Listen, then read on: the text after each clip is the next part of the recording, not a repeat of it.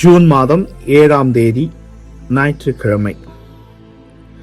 இயேசு கிறிஸ்துவின் திருவுடல் திருரத்த பெருவிழா. நற்செய்தி வாசகம். யோவான் எழுதிய தூய நற்செய்தியிலிருந்து வாசகம். அக்காலத்தில் இயேசு யூதர்கள் கூட்டத்தை நோக்கி கூறியது, விண்ணகத்திலிருந்து இறங்கி வந்த வாழ்வு தரும் உணவு நானே.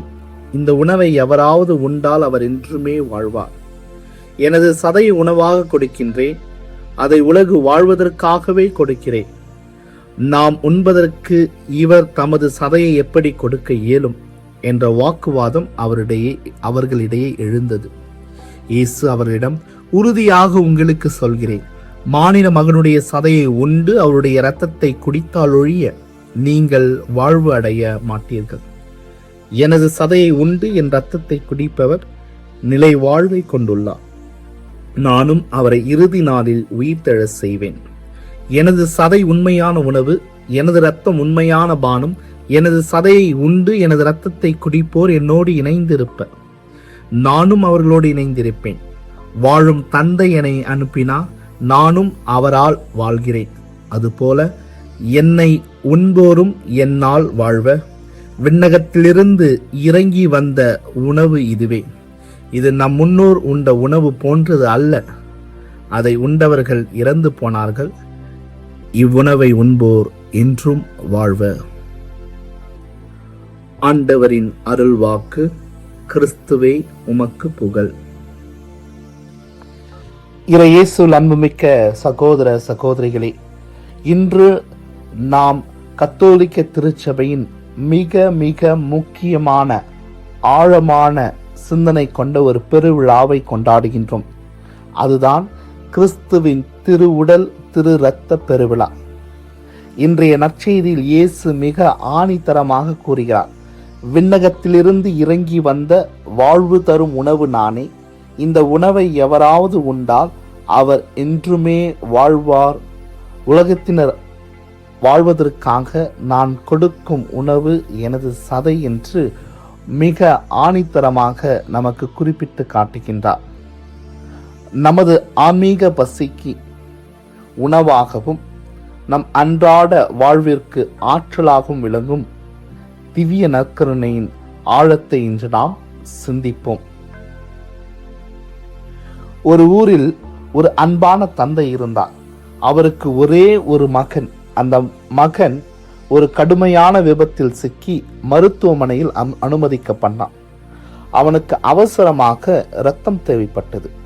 அவருடைய இரத்த வகை மிக அரிய ஒன்றாக இருந்ததால் எங்கு தேடியும் அந்த இரத்தம் கிடைக்கவில்லை. கடைசியில் தந்தையின் இரத்த வகை மகனுக்கு பொருந்தி போனது. ஆனால் மருத்துவர்கள் சொன்னார்கள், ஐயா, உங்கள் மகனை காப்பாற்ற உங்கள் உடலில் இருக்கும் பெரும்பகுதி இரத்தத்தை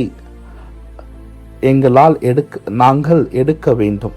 இதனால் உங்களுக்கு கடுமையான பலவீனம் ஏற்படும், சில சமயம் உயிருக்கே ஆபத்தாகலாம் என்றார்கள். அந்த தந்தை யோசிக்கவே இல்லை.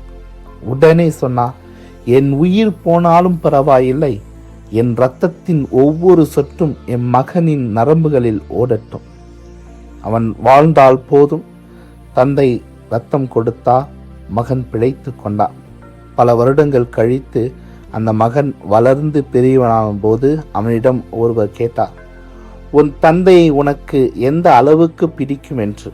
அதுக்கு அவன் தன் கைகளை தொட்டு காட்டி, என் தந்தை எனக்குள் இருக்கிறார், என் நரம்புகளில் ஓடுவது என் தந்தையின் இரத்தம், நான் சுவாசிப்பது அவரால் தான் என்றான். ஆம் அன்பார்ந்த சகோதர சகோதரிகளே, இந்த தந்தை செய்ததைத்தான் நம் ஆண்டவர் இயேசு சிலுவையில் நமக்காக செய்தார். வெறும் இரத்தத்தை மட்டுமல்ல, தன் உடலையும் ஆன்மாவையும் தன் முழு வாழ்வையுமே நற்கருணை வடிவில் நமக்கு கொடுத்து, இதை வாங்கி உண்ணுங்கள், பருகுங்கள் என்கிறார். நாம் திவ்ய நற்கருணை உட்கொள்ளும் போது இயேசுவின் இரத்தம் நம் நரம்புகளில் ஓடுகிறது. இயேசுவின் இதயம் நமக்குள் துடிக்கின்றது. ஆகவே இன்றைய நற்செய்தி பகுதி யோவான் நற்செய்தி 6ஆம் அதிகாரம் 51ஆம் வசனத்திலிருந்து 58 முடிய நமக்கு 3 முக்கியமான உண்மைகளை கற்றுத்தருகிறது. முதல் உண்மை, நற்கருணை வெறும் அடையாளம் அல்ல, அது ஒரு உண்மை, அது ஒரு நிஜம். இயேசு அங்கே குறியீடாக பேசவில்லை. யூதர்கள் தங்களுக்குள் சண்டையிட்டு இவர் தமது சதையை எவ்வாறு நமக்கு உணவாக கொடுக்க முடியும் என்று கேட்டபோதும் இயேசு தன் நிலைப்பாட்டை மாற்றவில்லை. மாறாக இன்னும் உறுதியாக சொல்கிறார், எனது சதை உண்மையான உணவு, எனது இரத்தம் உண்மையான பானம். நாம் திருப்பலியில் ஏற்கும் அப்பமும் ரசமும் வெறும் அடையாளம் அல்ல, அவை தூய ஆவியாரின் ஆற்றலால் இயேசுவின் உண்மையான உடலாகவும் இரத்தமாகவும் மாற்றப்படுகின்றன. நாம் அதை பெற்றுக்கொண்டு இயேசுவின் உண்மையான உடலையும் இரத்தத்தையும் பருகும்போது இயேசுவாக நாம் மறு உருவம் பெறுகின்றோம். இரண்டாவதாக இன்றைய நற்செய்தி நமக்கு சொல்லிக் கொடுக்கும் பாடம், இயேசுவோடு இணைந்திருக்கும் ஒரு வாழ்வு, இயேசுவோடு பிணைந்திருக்கும் ஒரு வாழ்வு. இயேசு கூறுகிறார், என் சதையை உண்டு எனது இரத்தத்தை குடிப்பவர் என்னோடு இணைந்திருக்கிறார், நானும் அவரோடு இணைந்திருக்கிறேன். நற்கருணை என்பது இறைவனுக்கும் நமக்குமான ஒரு நெருக்கமான உறவு. நாம் அவரை உட்கொள்ளும் போது நாம் அவராக மாறுகிறோம். நம்முடைய பலவீனங்கள் நீங்கி அவருடைய தெய்வீக குணம் நமக்குள்ளே வளர்கிறது. ஆகவே இயேசுவோடு இணைந்திருக்கும் வாழ்வை நமக்கு பெற்று தருவது இந்த நற்கருணை கொண்டாட்டம். மூன்றாவதாக, இந்த நற்கருணை கொண்டாட்டத்தின் வழியாக அழிவற்ற நிலையான வாழ்வை நாம் இயேசுவின் வழியாக பெற்றுக்கொள்கின்றோம். பழைய ஏற்பாட்டில் இஸ்ரேல் மக்கள் பாலைவனத்தில் மன்னா என்ற உணவை உண்டார்கள், ஆனால் அவர்கள் மடிந்தார்கள். இன்று இயேசு தரும் உணவோ, இந்த உணவை உண்பவர் என்றுமே வாழ்வார் என்று குறிப்பிட்டு காட்டுகின்றார். நற்கருணையின் முக்கியத்துவத்தை நாம் நமக்கு புரிந்து கொள்ளும் வண்ணமாக இந்த நற்கருணை கொண்டாட்டமானது நம் ஒவ்வொருவருக்கும் இது வெறும் ஒரு அடையாளமாக அல்லாமல் ஒரு உண்மை தனத்தை நமக்கு உணர்த்துகிறது. இயேசுவோடு இணைந்து வாழ நமக்கு அழைப்பு கொடுக்கின்றது. இது நமக்கு அழிவற்ற நிலையான வாழ்வை பெற்றுத் தருகிறது. விவிலியத்தில் நாம் பல இடங்களில் நாம் பார்க்கிறோம், திருப்பலியிலும் நற்கருணையும் தகுந்த தயாரிப்போது பங்கேற்றால் இயேசு நம் இல்லத்திற்குள் வரும்போது, நம் உள்ளத்தில் இல்லம் என்ற உள்ளத்திற்குள் வரும்பொழுது நம் உள்ளம் தூய்மையாக இருக்க திருச்சபை நமக்கு கொடுத்திருப்பதுதான் அந்த ஒப்புரவு அருட்சாதனத்தின் வழியாக நம்மை நாம் தூய்மைப்படுத்தி கொண்டு இயேசுவை பெற்றுக்கொள்ள வேண்டும். அப்பொழுது நாம் ஒவ்வொருவரும் நடமாடும் நற்கருணையாக மாறுகின்றோம். நடமாடும் நற்கருணையாக மாறி இயேசுடைய பிரசன்னத்தை மற்றவர்களுக்கு எடுத்து செல்கின்றோம். ஆகவே இயேசுவில் அன்புமிக்க சகோதர சகோதரிகளே, இயேசுவே நீரே என் உடலாகும், என் இரத்தமாகும், என் வாழ்வாகவும் மாறுவதற்காக உமக்கு நன்றி கூறுகிறேன் என்று சொல்லி நாம் இறைவனுக்கு ஒவ்வொரு நாளும் நன்றி சொல்ல வேண்டும். அவை இந்த இயேசுவின் திருவுடல் திரு இரத்த பெருவிழாவின் வழியாக நமக்கு இறைவன் கொடுக்கும் வெறு முக்கியமான அழைப்பு இதுதான். இயேசு நமக்குள் வாழ்கிறார். ஒவ்வொரு நாளும் நம் நற்கருணை கொண்டாட்டத்தில் பங்கேற்கும் பொழுது, இயேசுவை பெற்றுக்கொள்ளும் பொழுது இயேசுவோடு நாம் இணைந்து வாழ அழைப்பு பெறுகின்றோம்.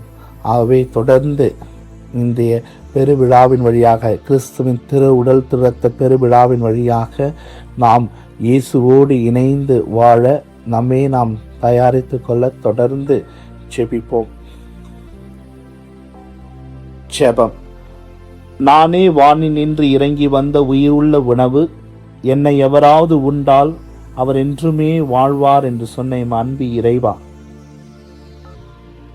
இந்த வேளையிலே எங்கள் ஒவ்வொருவருக்கும் நற்கருணையை ஏற்படுத்தி கொடுத்தமைக்காக உமக்கு கோடான கோடி நன்றி ஆண்டவரே. கிறிஸ்துவின் திரு உடல் திரு இரத்த பெருவிழாவிலே நாங்கள் பங்கேற்க எங்களுக்கு வழிவகை செய்தீரே, அதற்காக நன்றி ஆண்டவரே.